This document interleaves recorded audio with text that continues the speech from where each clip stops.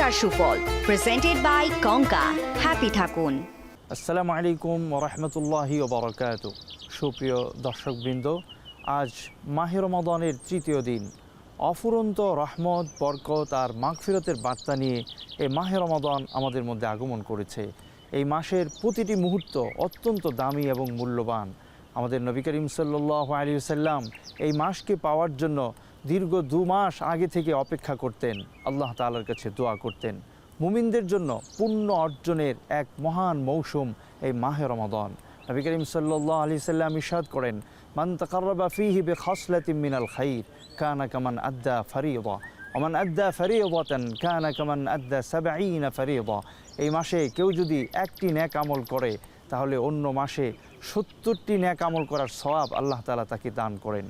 সুতরাং এই মহান পুণ্য অর্জনের মাসে আসুন আমরা রাত দিনকে ইবাদতে বন্দেগীতে মুখরিত করে তুলি এবং পুণ্যময় করে তুলি। আল্লাহ তাআলা আমাদেরকে তৌফিক দান করুন। সবচেয়ে আপডেটেড ফিচার্স নিয়ে 140টিরও বেশি দেশে কনকা ফ্রিজ।